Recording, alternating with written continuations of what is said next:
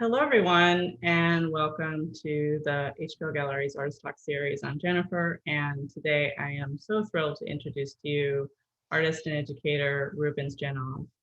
Rubens teaches at the University of Tennessee, Knoxville, and he is a painter whose work is firmly situated within the trajectory of abstraction. So with that, I'll leave it there. Thank you so much for taking time out of your day today, Rubens, to share your work with us. How are you? Thank you. I'm good. And you? I'm great. Good, good.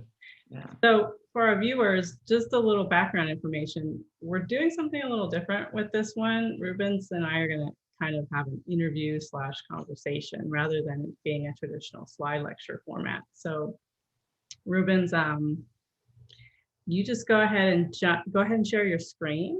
Okay. To start, I'm hoping that you first share a bit of your work and discuss your conceptual foundations with us. Okay. So in terms of the conceptual foundation, I have my work has been based for a long time in specific people, and but for the last 9 years, almost a decade now, my work is based on the work, the life, and meditative praxis that the person in this newspaper clipping is showing. His name is Angelico Moranda, and he was a Spaniard poet who passed in, it's in here, sorry, in 2006, February 2nd. And the way that I came across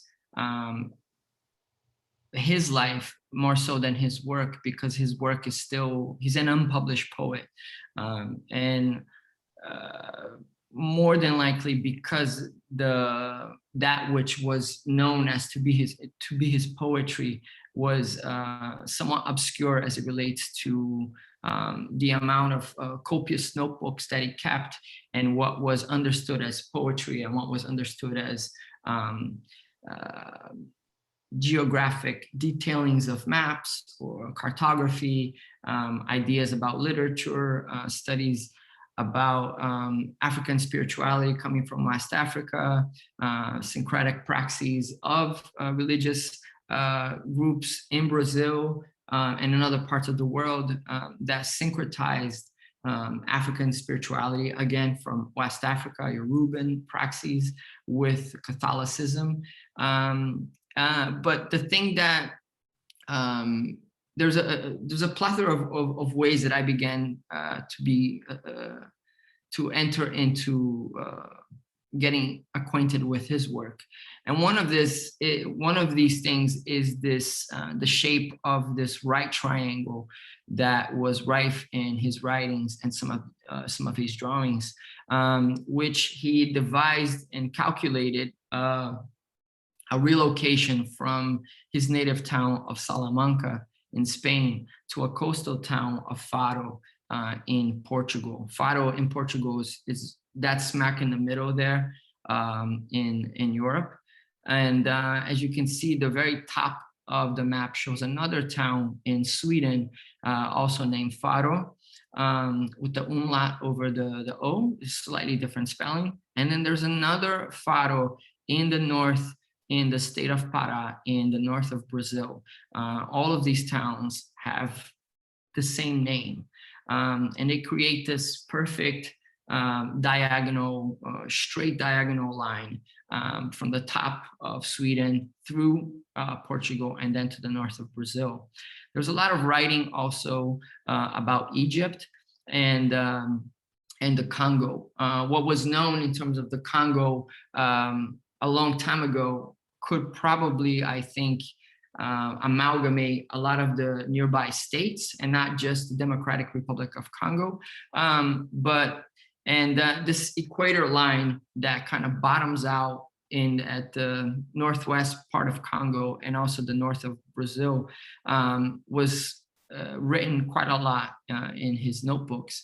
And all of this research and in his drawings, it creates this shape of a triangle that he devised and calculated this specific move to go to Faro in Portugal. This is important because it's related to a meditation that he used to partake of in the woods. These meditations are somewhat, again, obscure and arcane, and aren't necessarily known throughout the world.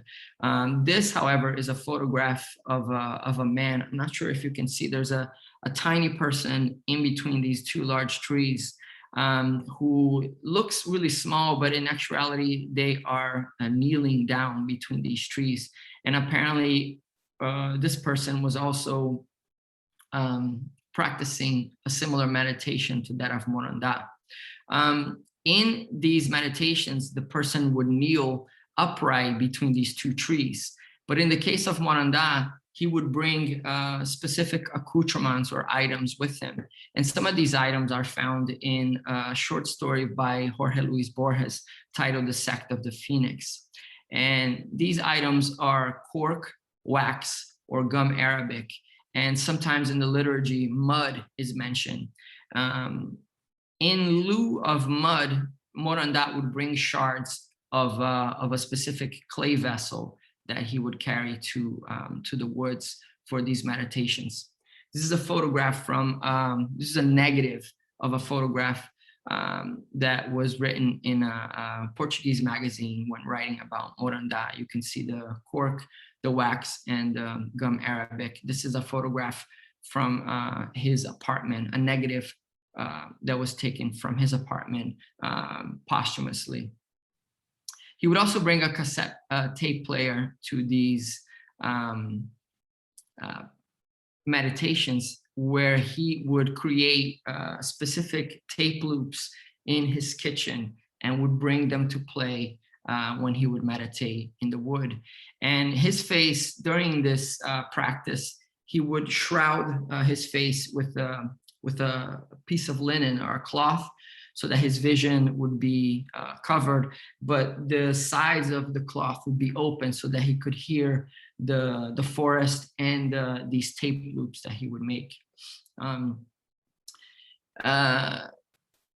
My practice is a bit of a triad. There is storytelling, there is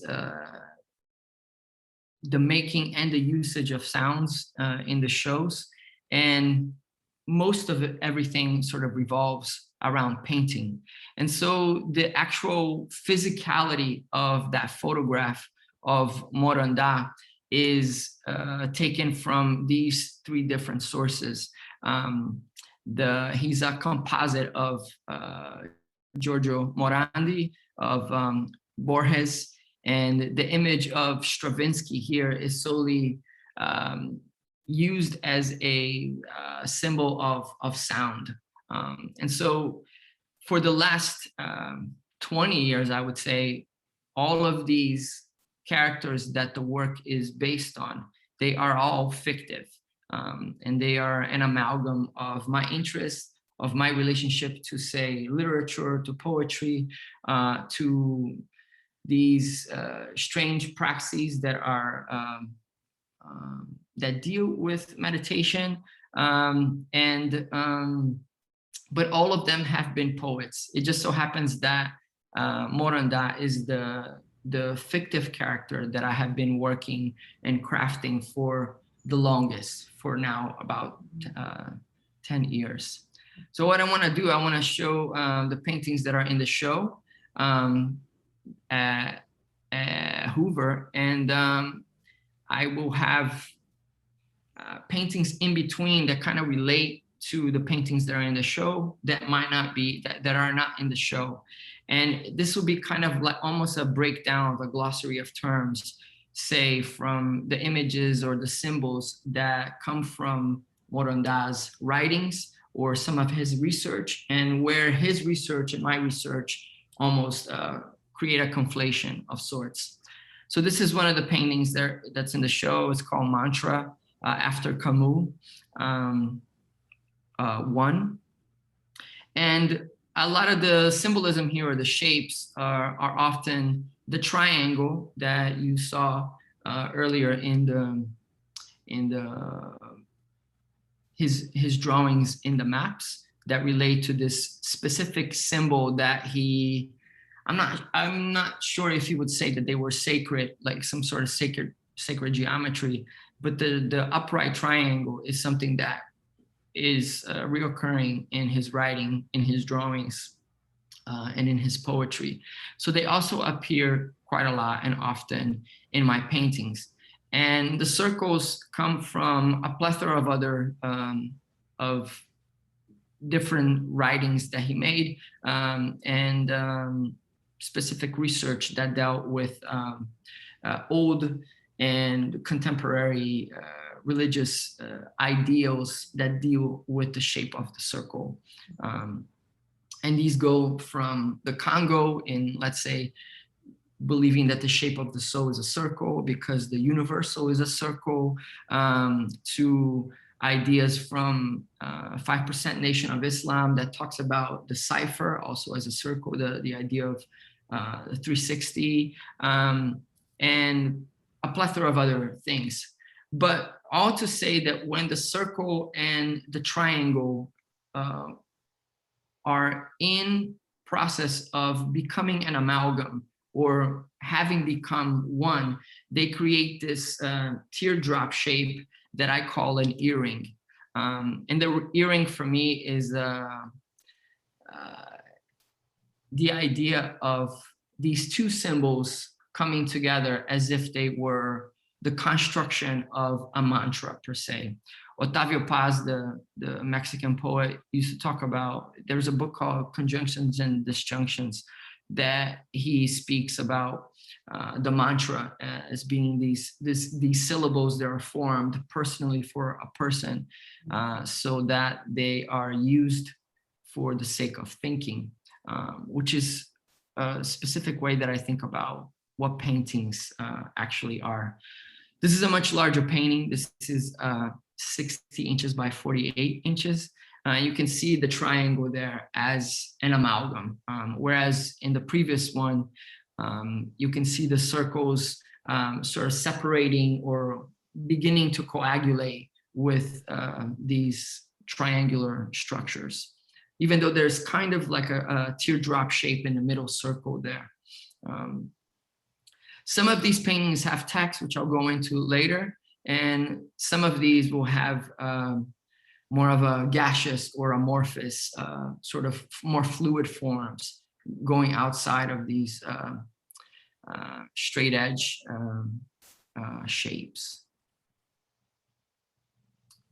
like this one. The paintings also have, for me, I try to think of them as the construct of a shelf. There is a style of painting from Korea from the 19th century under the Joseon dynasty called chaekori, that were paintings that were made in screens that would sit behind a scholar's desk for the sake of contemplation. And these would have wooden shelves and accoutrements sort of sitting inside of them. And oftentimes, the way that the accoutrements were laid in, they almost had like a reverse perspective, almost as if they were there to sit so that the scholar would sit as if he were, as if she were behind the shelf. And that notion of abstracting something that is not abstract, as it relates to painting, of taking a three-dimensional object and shoving it into the picture plane of a painting, has always been something cerebrally interesting for me. Here you can see again the circles and the triangles becoming one, and you see this U shape, which is the way that I have been building the construct of these shelves. The U shape was another symbol that was important for Moranda. The sitting in between two trees, you have the ground, a tree here and a tree here, which creates this U shape where the space above someone's head space is open. And to him, that was a very important idea. Should I jump in with question 2? Please do. Yeah. Okay. Sorry, I'm talking too much. No. So tell us how your work employs an autoethnographic approach. How much of your own personal narrative exists within your paintings? Yeah. Oftentimes, I think quite a lot about people who are writers who write fiction, and in lieu of writing about themselves, they write about themselves as well as things that they're interested in history, things that are solely imagined, and that fiction is able to absorb all of those conditions beyond what the person's life is. Here, of course, I think of people like Dostoevsky or Lispector, who created characters that are somehow or somewhat like them, but he himself might not have experienced something particular as, let's say, Raskolnikov, or in Crime and Punishment, or GH in The Passion According to GH from Lispector, but they are able to penetrate another way of thinking vicariously through these characters. So for me, the idea of the autoethnographic allows me to mix in that which is of me, that which is solely imagined of me, what is historical, what is pseudo-historical, much in the case of Borges, that would take, specific things from history and would unapologetically amalgamate them with things that were solely imagined, or thinking of things that are, that per se seem to have a connection, but in history, or that which history allows us to peer into, don't necessarily, but also as someone who is an immigrant, this idea of fiction is important. There's a quote from the Russian poet Ilya Kaminsky, and he's writing this article about Paul Celan, who was the Romanian Jewish poet who chose to write in German. And at one point in the writing, Kaminsky says, translation, however faithful, is fiction. That there's no way to thoroughly translate all of the components of language, because also language is tied to all of these other things, that there is no loyal translation to that. And so however way you translate that thing, it begins to be a fictive poet, a fictive condition, I should say, And so I find the autoethnographic condition of the work being akin to that idea of the translation, I'd very much like to hear you discuss your thoughts on color and your own color palette.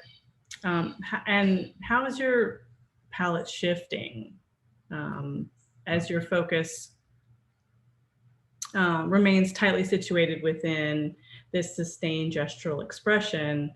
What's going on within your color palette? Yeah.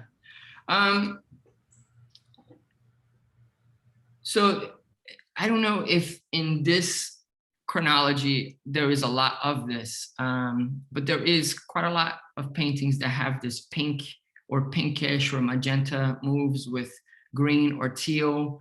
The yellow, weirdly enough, comes in and out whenever you see areas like the things on the left that have this wood grain. For me, those are reminiscent of the shelves from the Chicory paintings, but they're also my own way of building the space and arranging the space in shelves.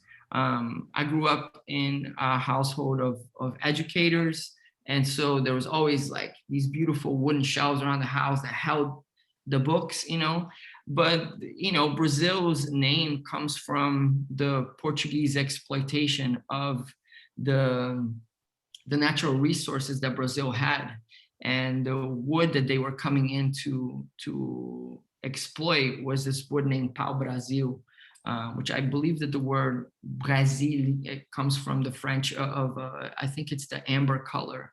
And so the country basically was named after the wood that the Portuguese were stealing from Brazil. Oh. And so for me, the color of the wood is reminiscent to that. The yellow is a strange color for me because it's very difficult for me to paint yellow because it emotively goes to a place that I'm not necessarily trying to go, but it seems to like always want to chase me.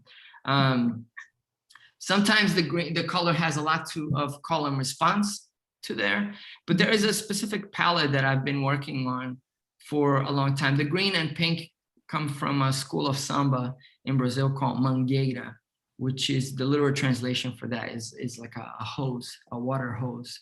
But a lot of the colors also come from the favelas that when I moved from São Paulo to Rio for 2 years, we lived between a tobacco factory and a mount that had all these houses built on.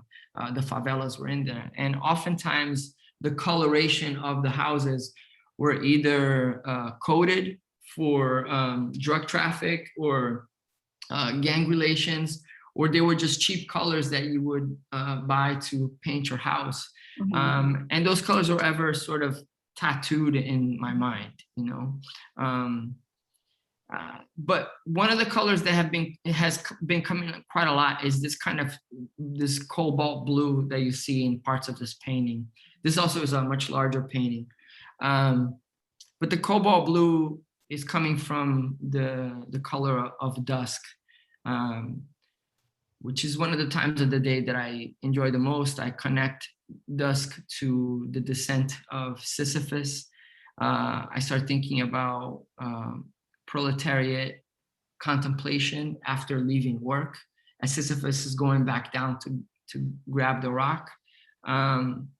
And so that blue is something that, strangely enough, it's not very much in this slide, but for the last 2 years, that's all I've been painting with. Our paintings that are mostly just with this cobalt grayish blue, you know.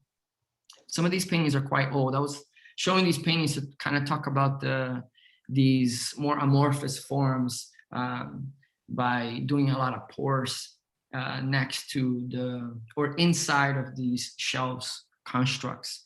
But nonetheless, those colors are all in there pretty much, the green and the pink, and then these kinds of blues, you know. Your works for the show, I've noticed a shift into this darker range like this one, where you're playing with variations of the black, variations of the blue. It seemed like all of the work for the show was like, had been shifting into that zone a little bit. Yeah. Yeah, that's a change that I think because of COVID and being more in the house, I began to think about, I did a residency in North Carolina at the beginning of COVID. And there I began to work on these paintings that I've been titling mantras. And they're basically, I divide the rectangularity of these paintings. The majority of these paintings are 20 by 16 in this quadrant.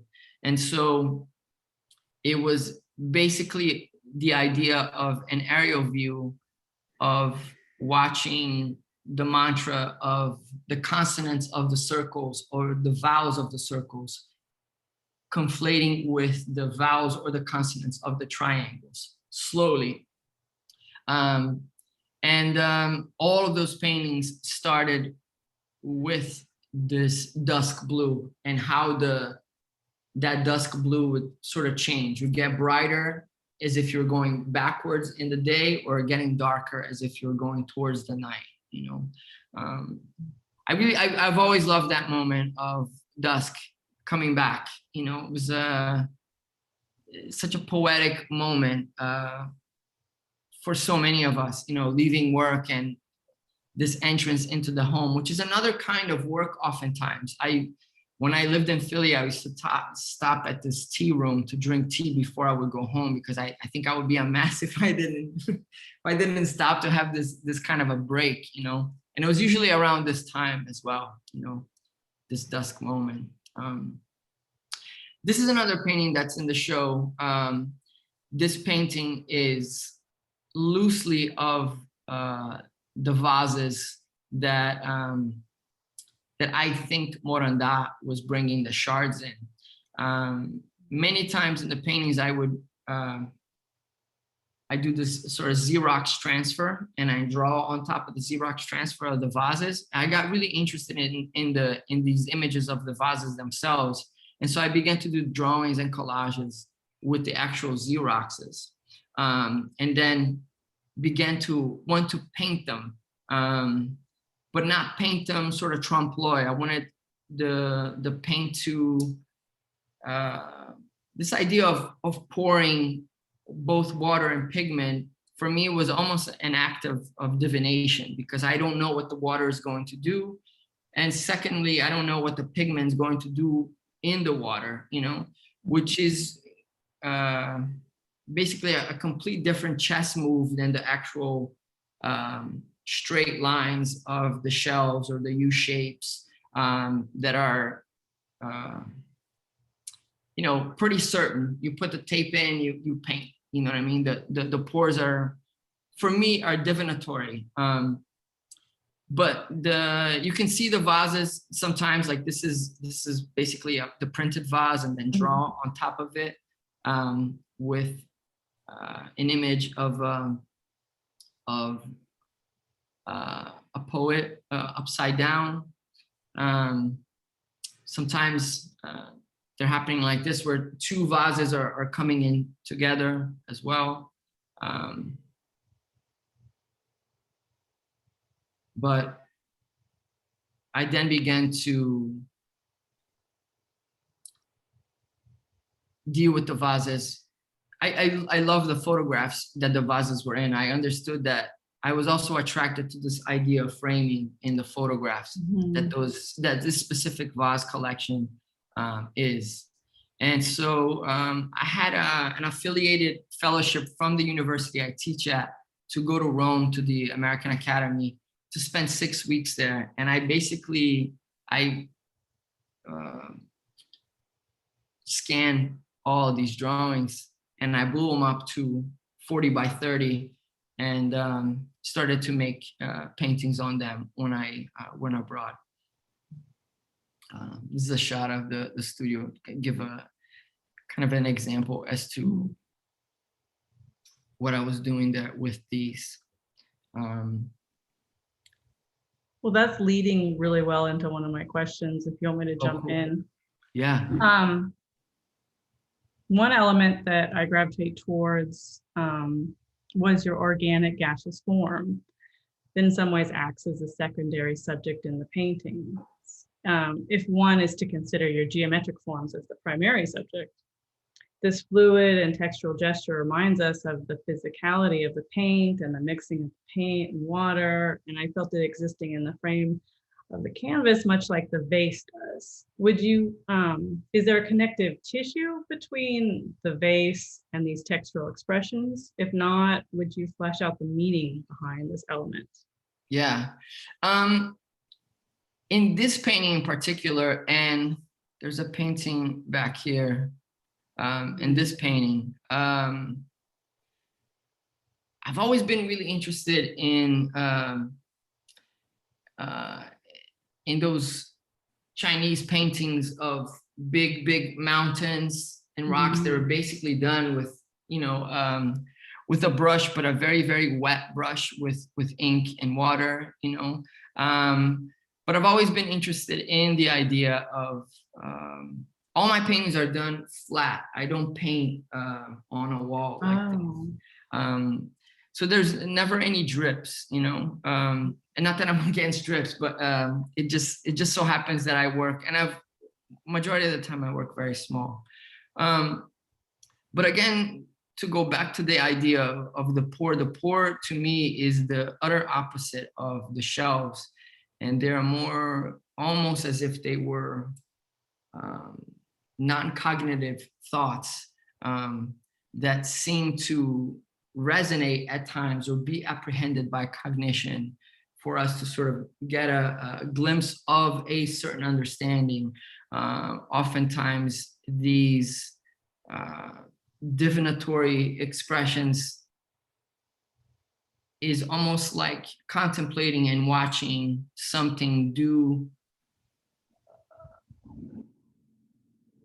something specific that we are usually unaware, like the life of water as it relates to the pigment and what it will do on the canvas is very much, to me, akin to the way that our non-cognitive brain functions. You know, we oftentimes make connections to things that we don't necessarily can apprehend. I'm gonna plug my computer in so I don't go off, yeah? Okay.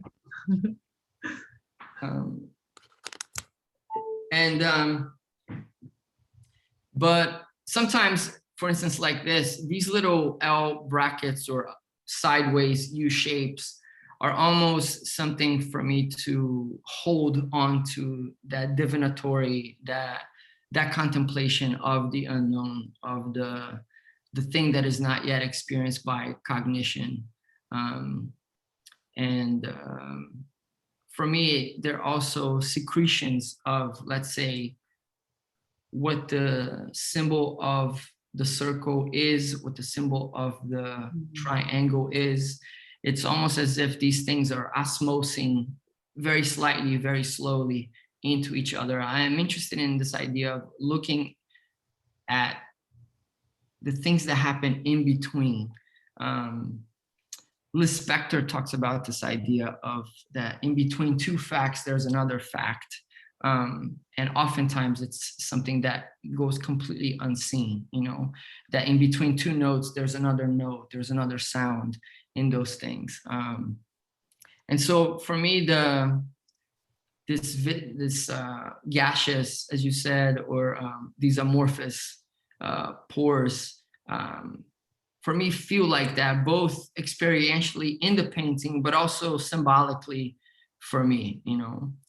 Oftentimes a painting can start with the pore, but more often than not, I work backwards. Things that I should do first, I do way later in the painting. And sometimes it goes back and forth like that, you know. But you said something about the connective tissue. I think you were talking about the vases, right? Like something like this. And in terms of the vase, I have no interest in actually looking at the image of the vase, say, for instance, here, and paint those flowers or paint the trompe-l'oeil condition of that photograph. I want the paint to be paint, but I also don't necessarily trust in, not that I don't trust in, but I don't have a lot of hand gestural facture in my paintings. Almost everything is pretty handless, you know? I want there to be a different kind of hand in the work, more like a cerebral hand, you know? And I think the opposite is this divinatory condition of just pouring something down, letting the water be the actual paintbrush, be the actual painter, that I don't necessarily have that much control over it, you know?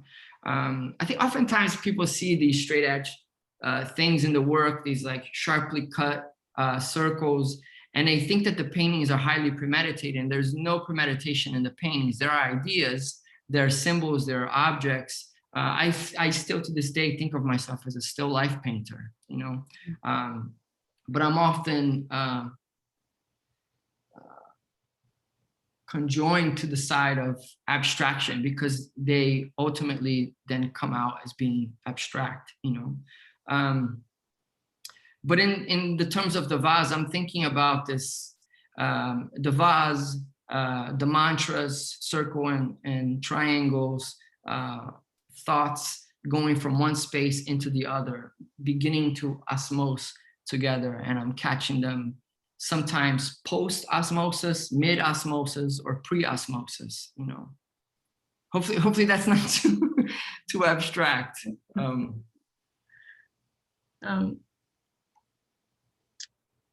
And you kind of touched on this question already, but I'm going to throw it at you. Visually from each painting resonates a certain structural and architectural quality, but also figurative forms are very alluded to and present. Will you discuss what references your shapes, forms, and compositions contain?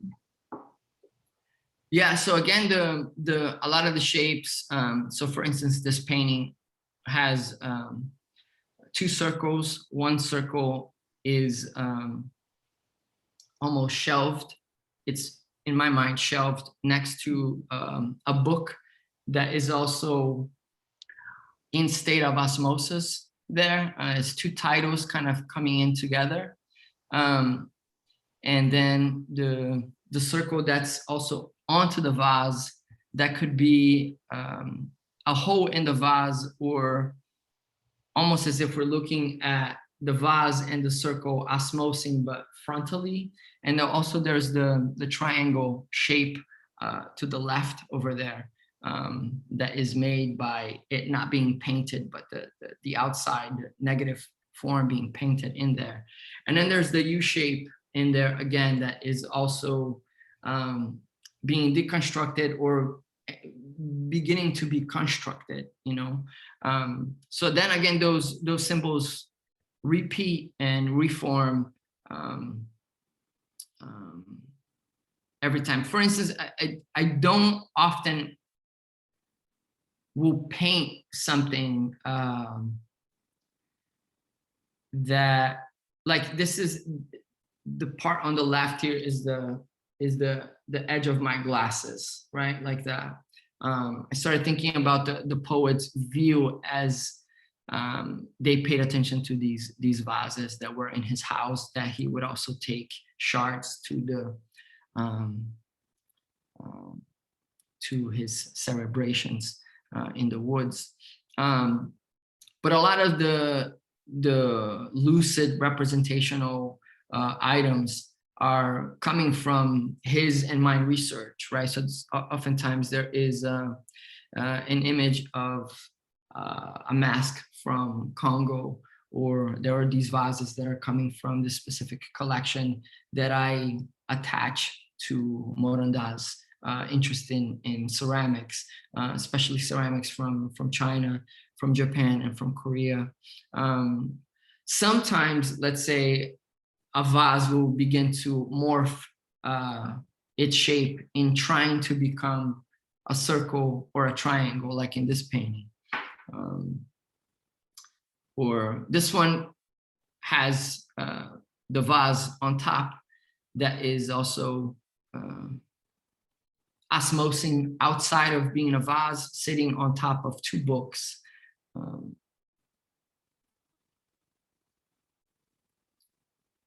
This is the negative shape of the vase being made positive, shelved next to the book. I began to do these paintings, and I'm still doing these, where the actual gesture of the paint resembles, let's say, books like this, right? Oftentimes, the book that's in the middle here will be the spine of the book, whereas the yellow books are like this. So I think about these books as asleep books that history hasn't paid attention to quite yet, hasn't really given the thought to be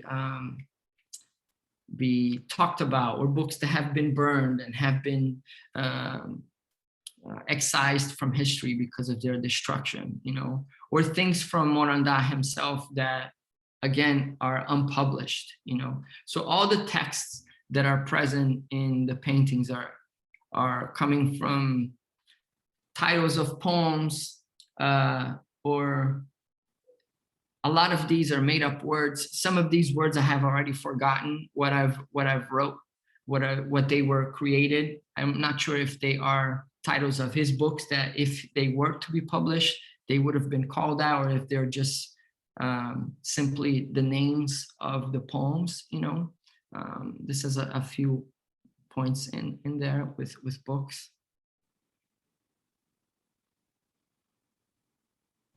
This is a tiny little painting. This is like 8 by 10, I think, or 10 by 8, sorry, inches. There's another book there on the side next to the earring. And in the case of the earring is an accoutrement that I've always been fascinated with. And historically, it goes back, you know, so many cultures deal with the earring not only as an adornment, but as an adornment because it is a symbol of something deeper, you know. And so I always think about the idea of sound, that sound leaves us from, you know, coming through our esophagus, vocal cords out into the mouth, but also enters architecturally quite near this exit into our ears. So I start thinking about the earrings as an accoutrement that is symbolic of sound, you know. Also another book next to a vase and more of these divinatory amorphous pores. Mm-hmm. In your talk for the Vermont studio, you had a diagram of a profiled head with the ear. Yes. And the triangle that was created. And I started to see all of your paintings as like the profiled head, like as it is on a coin or something within that circle. And that's oh, how weird. Nice. I like that. Yeah, especially because of the earrings. I mean, the earrings have been a symbol that I have been working on for, I would say, the last 5-6 years, you know. So all of these have the earrings. So this is one that's already formed, one that's becoming deformed, and one that is forming right below in a shelf that the book is sort of floating above. This one, the earring is again seemingly kind of coming together, but you can see like in between the earring is also the shelf. So I'm interested in this idea of rows getting mixed. I loved, you know, looking at a shelf in a house where you see a stack of books next to each other, and the spine of the books, because of the color, because of the font, they begin to be decorative. And then an item that would be decorative begins to be a site of a catalog of knowledge, you know, almost a reverse roles with the books, you know. And I'm interested in the paintings doing that as well. An accoutrement that ends up becoming a shelf that will hold the actual shelf, you know. Should I jump in with the last question? Yeah, by all means, yeah. Okay. This is the longest one. Okay. So I'm a visual artist that draws very much from the genres of experimental film and avant-garde cinema. And there is this line in the Chris Marker film Soleil that has led me in many, many different directions. The line is, by learning to draw a sort of melancholy comfort from the contemplation of the tiniest things, this small group of idlers left a mark on Japanese sensibility much deeper than the mediocre thundering of the politicians. And this line began a curiosity for me about the poetic versus the political, or the subtle versus the didactic. And as an artist, I feel that the subtly subversive has the potential to be more impactful long-term. Does this angle strike any chords with you? How is your practice and work situated within critical discourses? Mm-hmm. Yeah, that's a good question. As a human, not knowing what it's like to not be a human, I don't know how the poetic can be less powerful. I think that's how we tend to get a sense of what it means to be alive, to live while being alive. I think it all has to do with the poetic, as opposed to the solely political, which seems to be an exchange about information, that many people don't necessarily have a grasp on. Oftentimes, it's the slant of Emily Dickinson, that you tell it slant. That idea for me is, well, it due to the fact that, sorry, my kid is texting over here. Let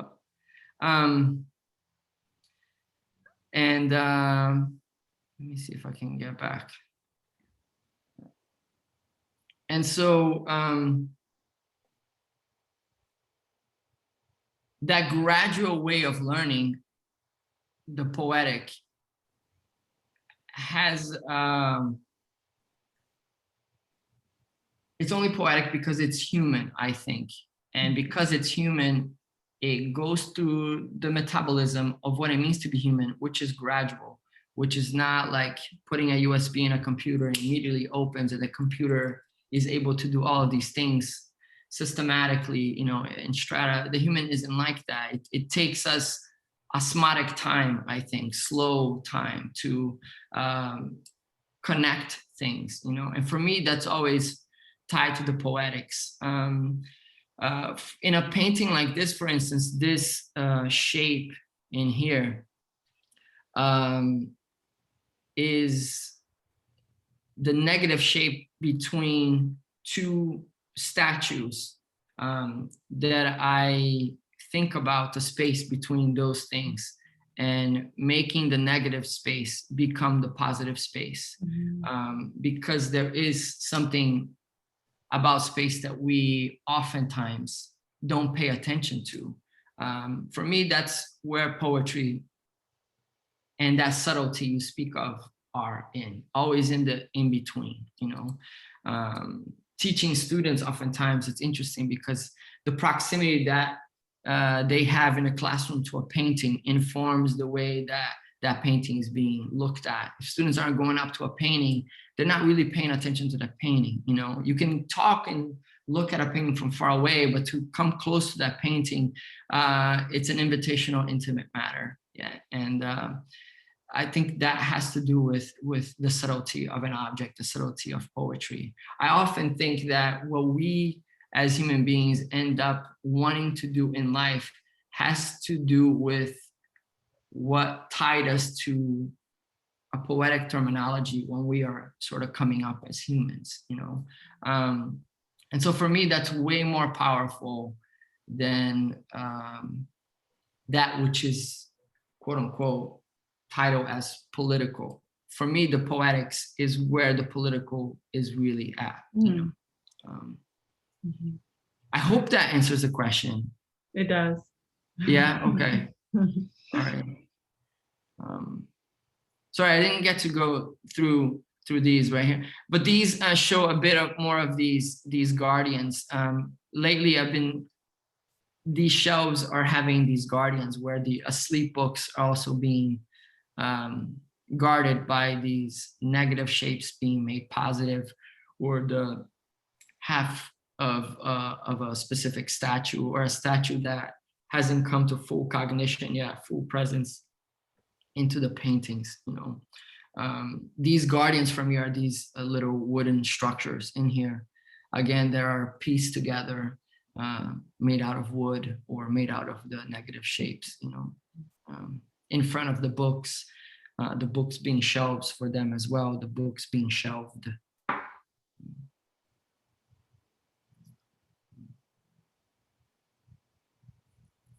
And lastly, I've been making these paintings that are even smaller. These are 12 by 12. I listen to a lot of records. Oftentimes when I go to the record store to shop for records, even if I come out not buying anything, I feel like I'm going to a gallery, just pulling out these beautiful images. And I think a lot of the structures in my paintings come from growing up with records, where you would see graphic things being immersed with images of people inside of them, and graphic design on top of it.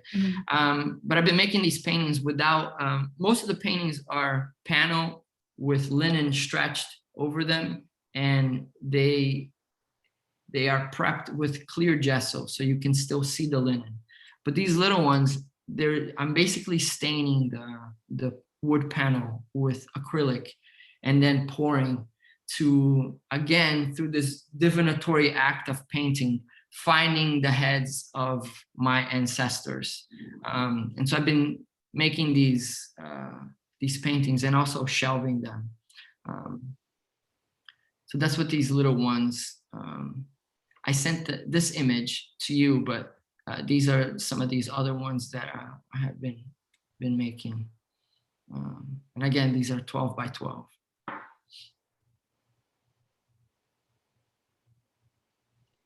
And the wood here, of course, is not painted, but it's the actual wood being sort of unearthed by the pouring of the water, you know. And in my mind, weirdly enough, that you said heads in profile, because these to me are all heads.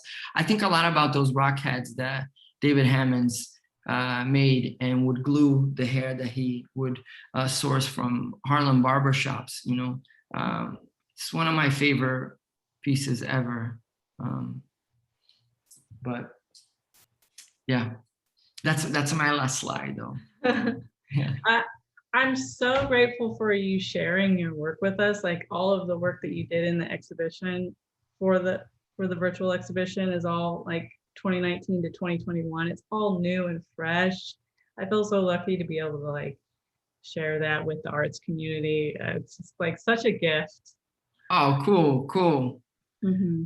Yeah, I wanted to make a show that due to the invitation, I wanted to do something that was that hadn't been shown before, that I've been working with, and that it's actually like 3 bodies of work, and you know, but to see them all coagulate together, for me, gave me a bit of an aerial view to see where things connect, or again, to use this word that I'm maybe misusing, but how they osmose, or how they sit before osmosis, or how they sit post osmosis, you know.